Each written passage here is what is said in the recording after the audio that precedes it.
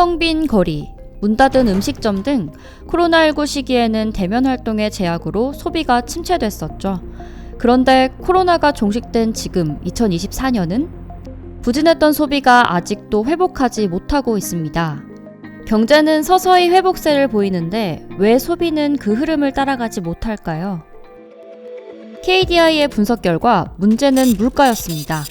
우리는 코로나 이전에 소비했던 것처럼 지금도 똑같이 소비하고 있는데 물가가 올라서 구매량이 줄어든 것이죠. 그래서 마치 돈을 덜 쓴 것처럼 보인 것입니다. 2022년에서 23년에는 소비자 물가가 연평균 3.9% 상승함에 따라 2023년 실질 구매력 증가율이 0%에 그쳤고 이 때문에 민간 소비도 부진한 것을 확인할 수 있죠.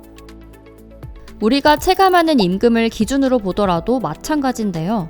임금이 올랐다고는 하지만 물가만큼 오르지는 않았습니다. 전체 근로자의 실질 임금은 2022년에는 0.5% 증가하는 데 그쳤으며 오히려 2023년에는 0.9%나 감소했습니다. 실질 구매력은 소비자 물가와 GDP 디플레이터 두 가격을 모두 고려한 개념이기 때문에 이들의 상대 가격에 영향을 받습니다. 만약 상대 가격이 하락한다면, 즉 소비자 물가가 GDP 디플레이터보다 높이 상승한다면 구매할 수 있는 물량이 축소되므로 실질 구매력도 감소하게 됩니다. 반대로 상대 가격이 상승한다면 실질 구매력도 점차 나아질 것입니다. 실질 구매력이 높아져야 소비도 전처럼 활발해질 텐데요. 실질 구매력에 영향을 끼치는 요인에는 무엇이 있을까요?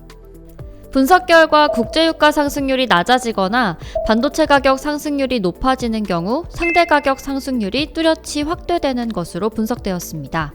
국제유가가 떨어지면 소비자 물가가 낮아져 상대 가격 상승에 영향을 주고 이는 실질 구매력 개선으로 이어지죠. 같은 원리로 우리나라의 주요 수출품인 반도체 가격의 상승은 GDP 상승으로 이어져 상대 가격이 상승하게 되죠. 이 역시 실질 구매력을 높이는 요인으로 작용합니다.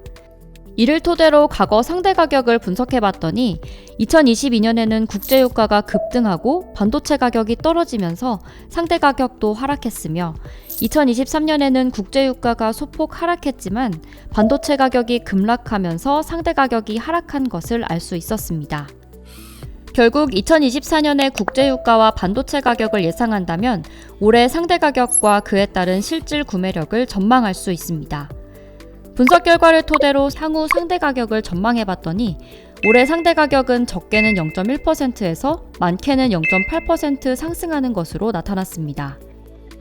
앞으로는 경제 성장률이 확대되고 반도체 가격도 급등하면서 실질 구매력이 개선될 수 있습니다. 소비 여건도 나아질 수 있고요.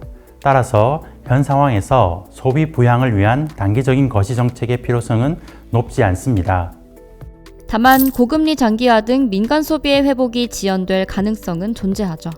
현재로서는 중장기적으로 경제 역동성을 강화해 소득 창출 능력을 높이는 구조개혁 정책에 중점을 둘 필요가 있습니다.